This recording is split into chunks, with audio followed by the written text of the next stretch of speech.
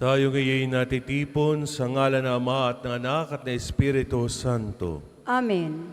Ang pagpapala ng ating Panginoong Kristo, ang pag-ibig ng Diyos Ama, at ang pagpagkaisa ng Espiritu Santo naway sumainyong lahat. At sumainyo rin. Mga kapatid, aminin natin ang ating mga kasalanan upang tayo maging marapat gumanap sa banal na pagdiriwang. Inaamin ko sa makapangyarihang Diyos at sa inyong mga kapatid na lubha akong nagkasala sa isip, sa salita at sa gawa at sa aking pagkukulang. Kaya sinasamo ko sa mahal na Birheng Maria, sa lahat ng mga anghel at mga banal, at sa inyong mga kapatid, na ako'y panalangin sa Panginoong ating Diyos. Kaawaan tayo ng makapangyarihang Diyos, patawarin tayo sa ating mga kasalanan, at patnubayan tayo sa buhay na walang hanggan. Amen. Panginoon, kaawaan mo kami. Panginoon, kaawaan mo kami. Kristo, kaawaan mo kami. Kristo, kaawaan mo kami. Panginoon, kaawaan mo kami. Panginoon, kaawaan mo kami. Manalangin tayo. Ama naming makapangyarihan, pakundangan sa pagpapakumbaba ng anak mong masunurin, ibinangon mo sa pagkadapa ang sangkatauhang masuwayin, ipagkaloob mo sa amin ang banal na kagalakan upang kaming sinagip mo sa kalipinan ay magkamit ng iyong ligayang walang katapusan sa pamamagitan ni Jesucristo, kasama ng Espiritu Santo, magpasawalang hanggan. Amen. Pagbasa mula sa aklat ni Propeta Oseas. Ang Israel ay tulad ng punong ubas na mayabong at hitik ng bunga. Habang dumarami ang kanyang bunga, dumarami naman ang itinatayo niyang dambana. Habang umuunlad ang kanyang lupain, ay lalo nilang pinagpapala ang mga haliging sinasamba nila. Marumi ang kanilang puso, ngayon dapat nilang pagdusahan ang kanilang kasamaan. Wawasakin ng Panginoon ang kanilang mga dambana at sisirain ang mga haliging sinasamba nila. Di magtatagal at sasabihin nila, wala kaming hari, sapagkat hindi kami natatakot sa Panginoon. At ano ang magagawa para sa amin ng isang hari? Ang hari ng Samarya'y mawawalang parang bula. Wawasakin ang mga dambana sa burol ng Aben na naging dahilan ng pagkakasala ng Israel. Tutubuan ng mga tinik at dawagan ang kanilang mga dambana. Sasabihin nila sa kabundukan, takpan ninyo kami, at sa kaburulan, tabunan ninyo kami. Maghasik kayo ng katwiran, at mag-aani kayo ng pagpapala, bunga ng katapatan ninyo sa akin. Bungkalin niyo uli ang pinabayaang lupa, sapagkat panahon na upang hanapin ang Panginoon.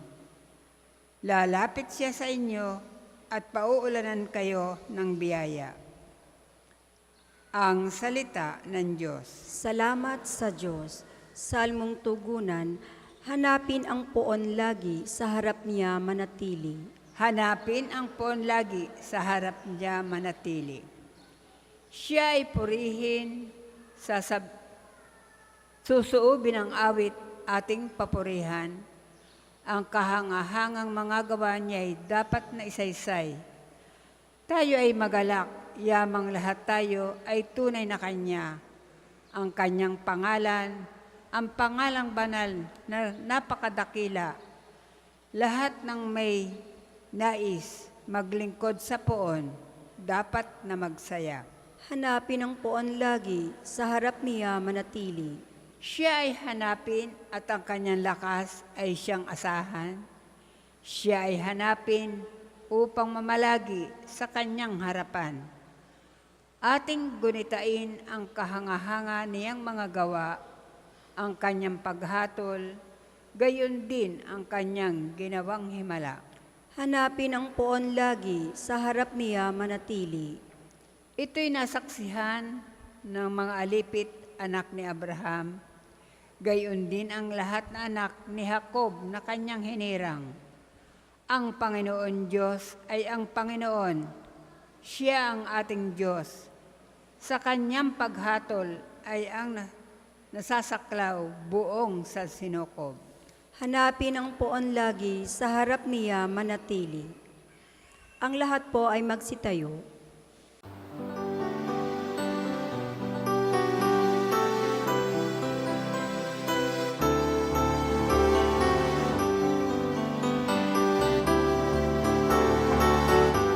Alleluia, alleluia, alleluia. Alleluia, alleluia, alleluia, alleluia. Alleluia, alleluia, alleluia. Alleluia, alleluia, alleluia, alleluia.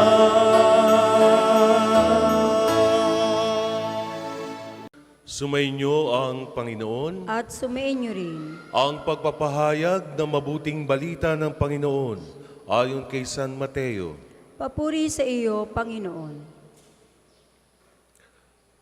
Noong panahong iyon, tinipon ni Jesus ang 12 alagad at binigyan ng kapangyarihang magpalayas ng masasamang espiritu at magpagaling ng mga may karamdaman.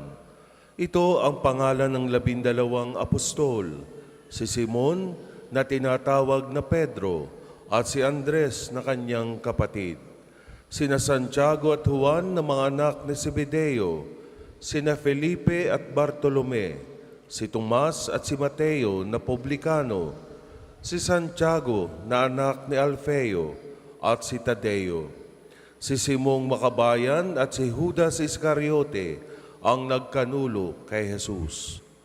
Ang 12 ito'y sinugo ni Jesus at kanyang pinagbilinan, huwag kayong pupunta sa lugar ng mga hintil o sa alinmang bayan ng mga Samaritano. Sa halip ay hanapin ninyo ang mga nawawalang tupa ng sambahayan ng Israel. Humayo kayo at ipangaral ninyo na malapit nang maghari ang Diyos. Ang mabuting balita ng Diyos. Pinupuri ka namin, Panginoong Hesukristo. Isang magandang umaga po sa kanilang lahat. Welcome po sa National Shrine and Parokya ni Santo Padre Pio. Kaya palakpakan natin ang Diyos at sa pamamagitan ni Santo Padre Pio ang ating mga kahilingan, ang ating mga intensyon, lalo na sa mga taong may mga sakit, may karamdaman, ay magkaroon ng katugunan. At huwag nating kaiinipan ang panahon kung saan ibibigay ng Diyos na sa pamamagitan ni Santo Padre Pio ay magkaroon ng kagalingan ang sinuman na lumalapit sa Kanya. Kaya huwag tayong masyadong mainipin. Hayaan nating ipagkaloob ng Diyos ayon sa Kanyang kalooban at hindi ang ating mga kagustuhan. Amen. Amen. So maraming salamat po sa muli ninyong pagbisita rito at ganun din sa mga kapatid natin na kasama rin natin sa pagdiriwang na ito na nakatutok sa FB Live, no?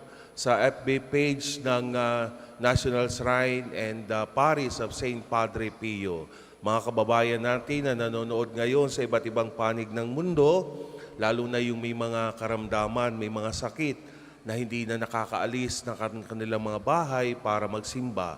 At tanging sa mga online masses dito sa Padre Pio ay nakatutok sila.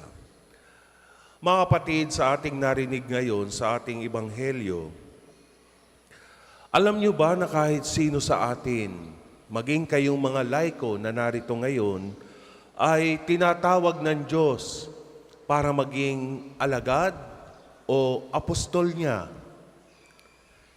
Hindi po natatapos yung listahan ng 12 alagad ni Jesus. Lahat tayo, walang pinipili. Bata, matanda, may asawa o wala, kasama tayo bilang ipagpatuloy yung nasimula ng mga alagad na ito. Kasi ang atin pong simbahang Katolika ay inilalarawan bilang one holy Catholic and Apostolic Church. At ano nga ba ang ibig sabihin ng pagiging apostol?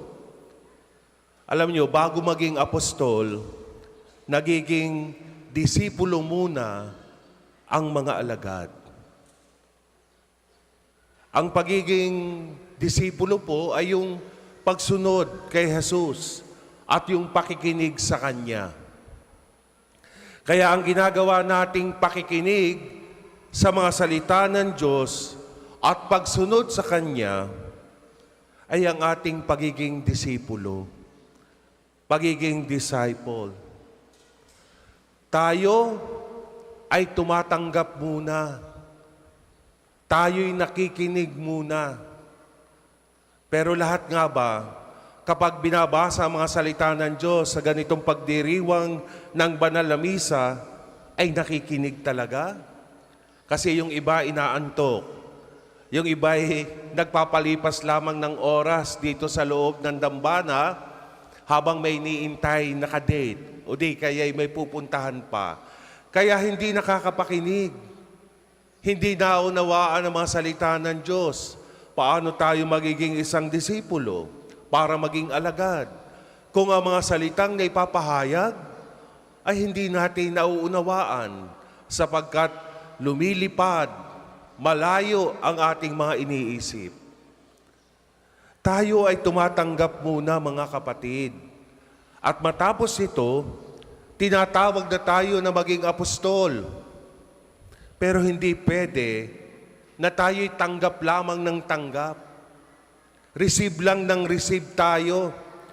Dapat din ay maging marunong din tayo na magbigay at magbahagi. Kaya hindi po ba, pag tinanggap ninyo ang mga salita ng Diyos na narinig nyo ngayon, paano nyo ito na ibabahagi? Hindi ba't kailangan muna nating namnamin sa ating mga sarili ang mga salita ng Diyos nang sa ganon, maibahagi natin ito sa ating kapwa, sa mga mahal natin sa buhay na hindi natin kasama ngayon, mga naiwan sa ating mga tahanan, at maaaring maibahagi natin ang salita ng Diyos sa ating mga katrabaho, sa ating mga kapitbahay, na sa halip ang ipamalita natin at ikwento ay buhay ng may buhay, kaya nagiging marites ang marami sa atin, ay bakit hindi ang salita ng Diyos na ating narinig ngayon mismo maibahagi sapagkat tinatawag tayong lahat para maging apostol, maging alagad ng Diyos. Hindi lamang nakabox yan sa mga katulad naming pari, mga madre, mga reliyoso. Lahat tayo inaanyayahang tanggapin ang salita ng Diyos upang ito'y maibahagi natin para sa iba. Ang pinakamatibay na pagpapahayag ng mabuting balita ay ang mismong ating mga buhay. Ito yung kung paano tayo makisama, paano tayo makibagay sa ating mga kapwa, kung paano tayo magbigay ng totoong awa at may kakayanan tayong magmahal sa ating kapwa. At kapag sinasabi nating pagmamahal, hindi tayo namimili, hindi ito exclusive. Magmamahal lang ba tayo ng ating kapwa dahil minamahal tayo? Paano yung mga hindi kaibig-ibig? Paano yung hindi pleasant magmahal o mahalin? Ay ito yung panawagan at ibinibigay sa atin ng Diyos na halimbawa kung paano tayo makapagpapatuloy bilang mga apostol, bilang mga alagad ng ating Panginoon. Lagi nating tatandaan, mga kapatid, Gaano man kaliit sa paningin ng Diyos ang nagagawa natin para sa ating kapwa, sa paningin ng Diyos, ito ay hindi baliwala. Dahil gaano man kaliit ang sakripisyong magagawa natin sa ating kapwa na galing mismo sa pag-ibig natin sa Diyos, ang gawaing ito ay masasabi nating pagsunod at misyon natin bilang mga Katolikong Kristiyano. Totoo, maaaring lahat o marami sa atin, wala tayong kakayahang magpalayas ng demonyo. Except na lamang doon sa mga tingin natin mga demonyo sa ating buhay. Huwag niyong titingnan yung mga katabi ninyo. At baka naandoon yung mga nakakasama, no? O masamang impluwensya para sa inyo. Hindi lahat may kakayahan magpalayas ng demonyo. Minsan tinatalo tayo ng demonyo sa kanilang kalakasan dahil masyado tayong marupok. Madali tayong magpadala sa mga tukso ng demonyong ito kung kaya't hindi natin nagagawa yung ipinagkakatiwala ng Diyos na maibahagi ang kanyang mga salita. Ay bakit tayo magpapatalo sa mga demonyong ito? Oo, hindi natin katulad si Jesus na may kakayanang anytime magpalayas ng demonyo at makapagpagaling ng mga may sakit, lalo na yung mga imposibleng may karamdaman. Subalit nakatitiyak ako, lahat tayo, may kakayanan tayo upang makagawa kahit man lamang kokonting kabutihan na maaari nating maialay sa Diyos at kabutihan na maaaring makita sa atin sa araw-araw. My dear brothers and sisters, sa araw-araw po natin o sa araw-araw nating pamumuhay, matututunan nating harapin ang kapwa natin na may malinis na puso. Maging sa pamilya man yan o sa mga katrabaho mo, sa mga kaklase mo, sa mga kapitbahay mo. Lahat tayo ay tiyak na makapagsisilbi ng buong puso at walang pag-aalinlangan kung ating lamang na isa sa buhay ang mga salita ng Diyos na maaring hindi lang natin naririnig, maaring nababasa natin at mismong tayo nagkaka-interes alamin ang mga salitang ito ng Diyos para sa mga buhay natin. Totoo naman, karamihan sa atin kaya hindi dumadaloy ang biyaya at grasya ng Diyos dahil ang paggawa natin ng kabutihan, ang pinagsisilbihan lamang natin ay ang ating mga personal na interes. Wala tayong pakialam sa iba. Basta tayo'y tumatanggap ng biyaya sa Diyos, nakakalimutan na nating ibahagi ito. Pero ang totoong pagdaloy ng biyaya ng Diyos ay kung marunong din tayong magbahagi, kung marunong din tayong mag-share, upang sa ganoon, mas maramdaman natin na kapag bumalik ang pagpapala at biyaya ng Diyos, maaring ang tatanggapin natin ay mas higit pa, nag-uumapaw. Kaya wag sana tayong maging madamot, wag sana tayong maging makasarili. Hindi naman kailangang extravagant yung ating naipapagkaloob at naibabahagi sa ating kapwa.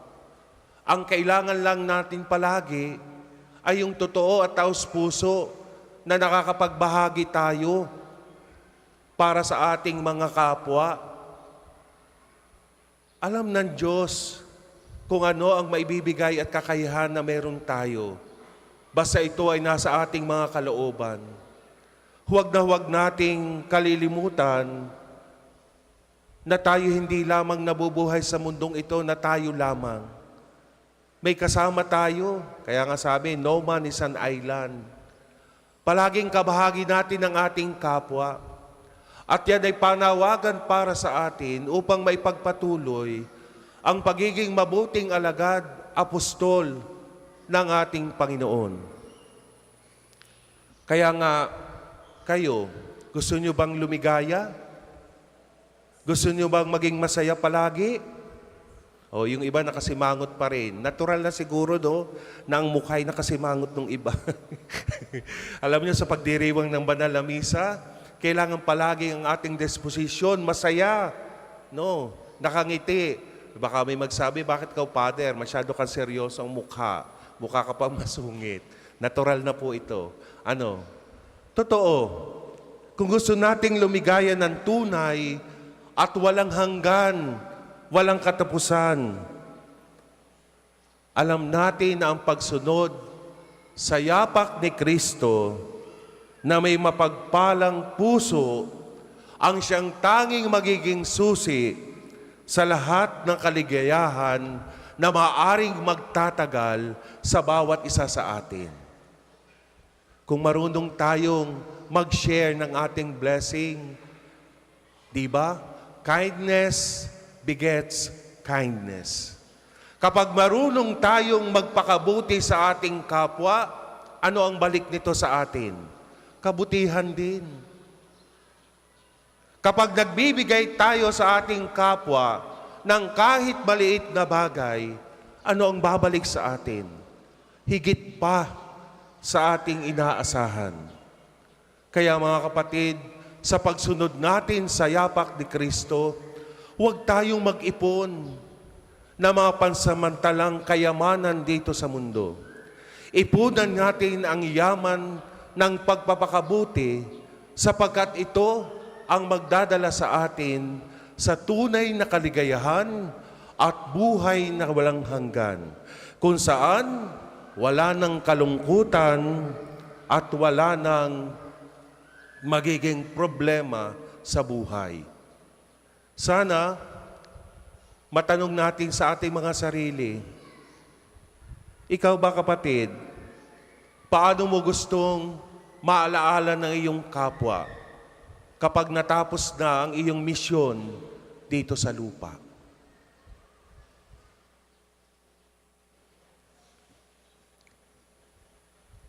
Para po sa mga maghahandog ng sobre, pakihulog na lamang po sa buslo.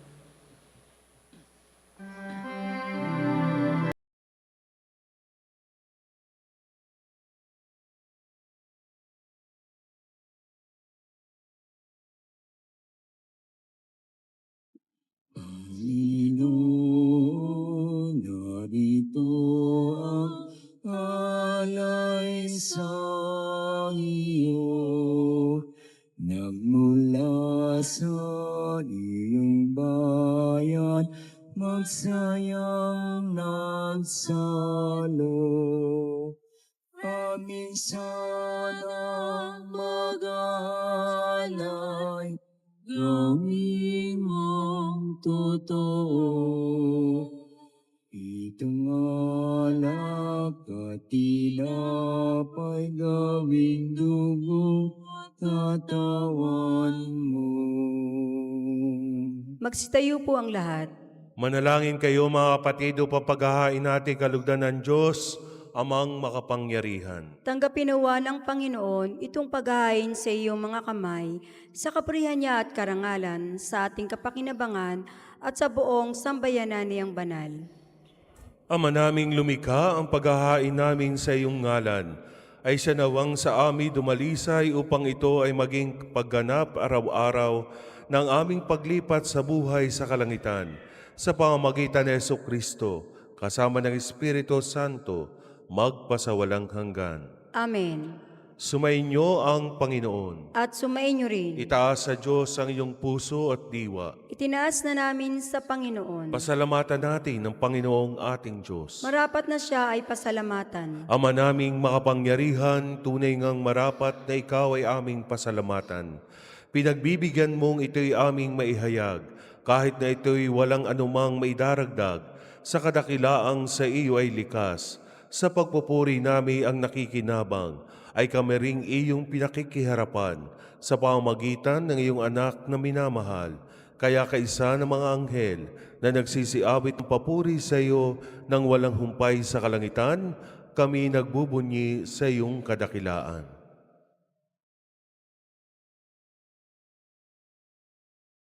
Banal tapong may kapal, banal ang iyong pangalan, banal ang iyong kaharian.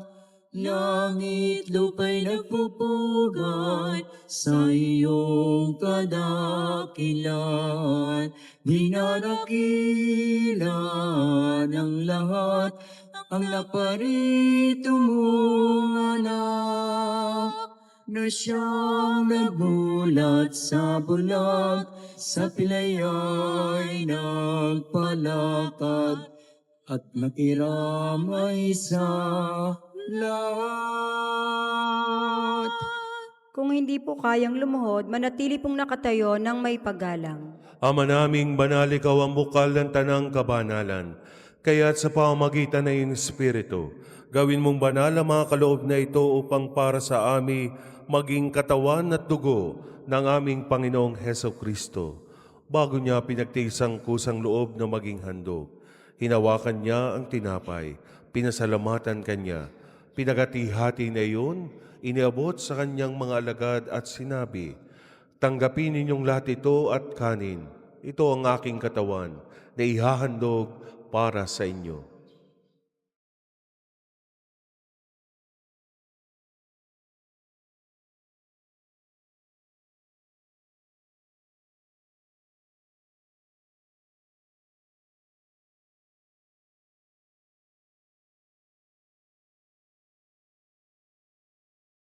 Bago niya pinagtisang kusang loob na maghinawakan niya, ganon din naman nang matapos na ang hapunan.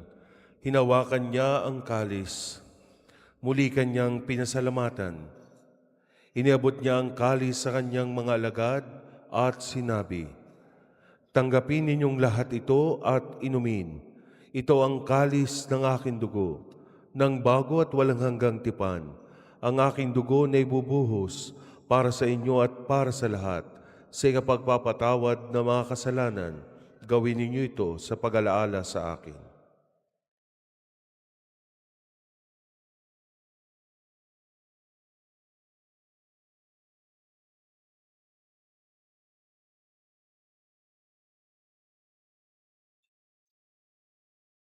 Ipagbunyi natin ang misteryo ng pananampalataya. Si Kristo'y namatay, si Kristo'y nabuhay, si Kristo'y babalik sa wakas ng panahon.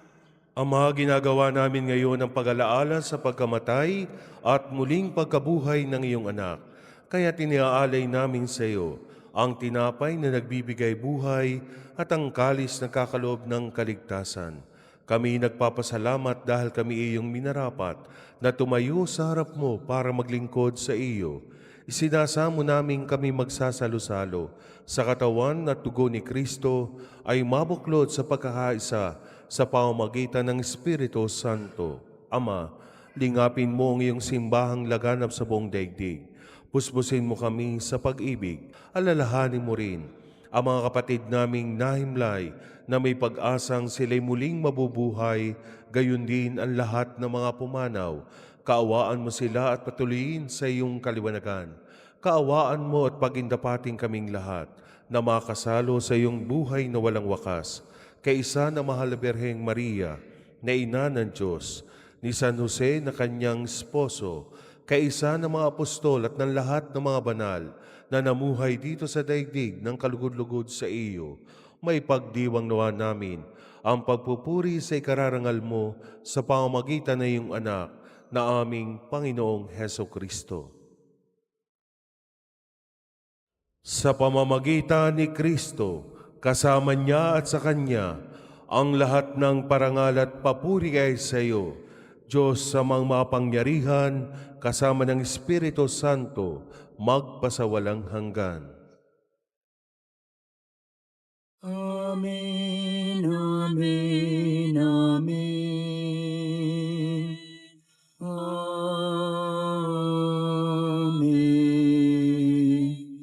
Amen, amen, amen.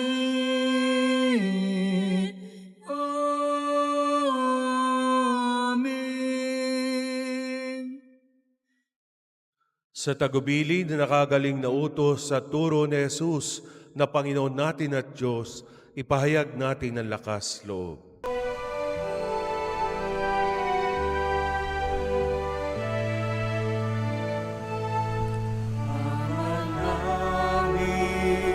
Sumasalangit ka, sambahin ang ngalan mo.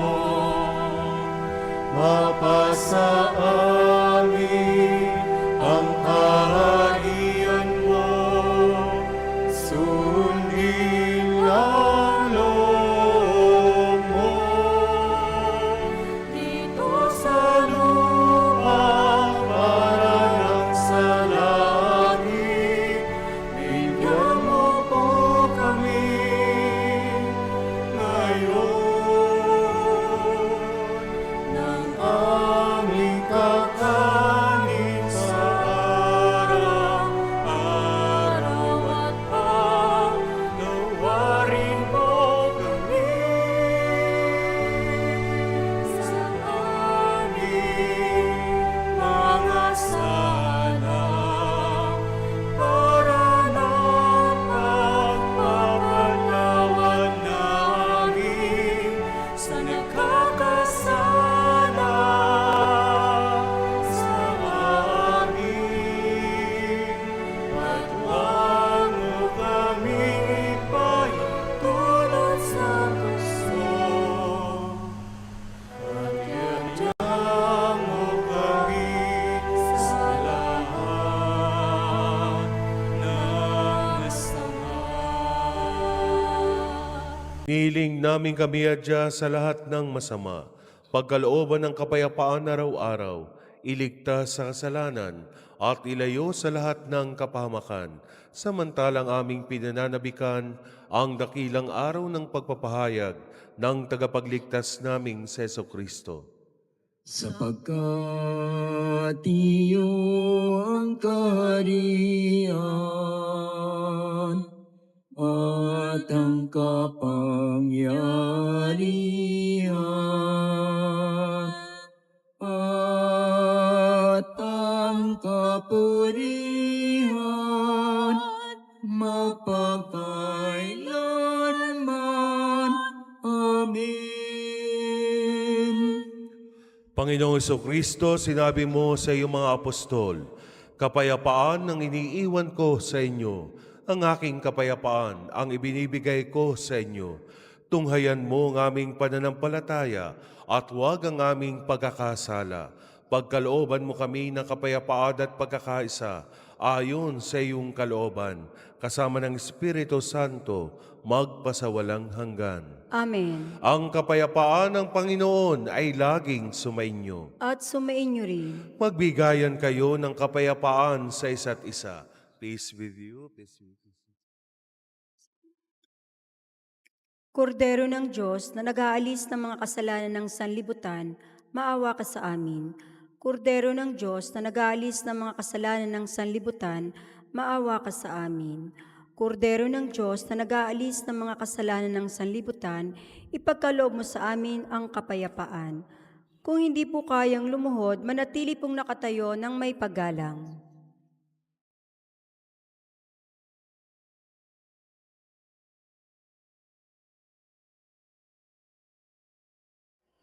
Ito si Jesus, ito ang kordero ng Diyos. Ito ang nag-aalis ng mga kasalanan ng sanlibutan. Mapalad ang mga inanyayahan sa kanyang piging. Panginoon, hindi ako karapat-dapat na magpatuloy sa iyo, ngunit sa isang salita mo lamang ay gagaling na ako.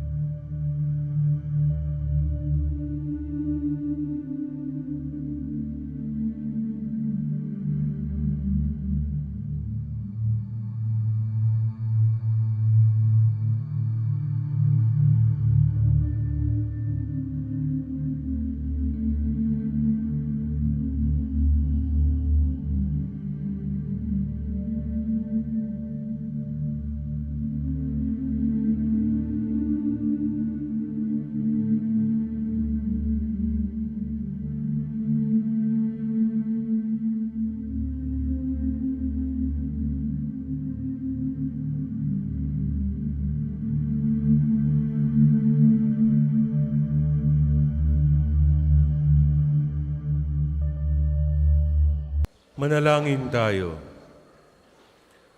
Ama naming mapagmahal, kaming iyong pinapakinabang, ay loobin mong laging lumingon sa pinanggalingan nang tinanggap namin ngayon para pagsaluhan sa pamamagitan ni Jesucristo kasama ng Espiritu Santo magpasawalang hanggan. Amen.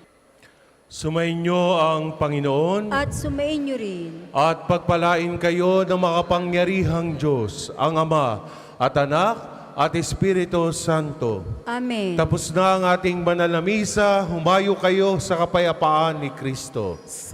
Salamat sa Diyos. Muli magandang umaga po. Mag-iingat po kayo sa inyong mga pag-uwi, sa inyong mga tahanan, at maraming salamat po sa muli inyong pagdalaw.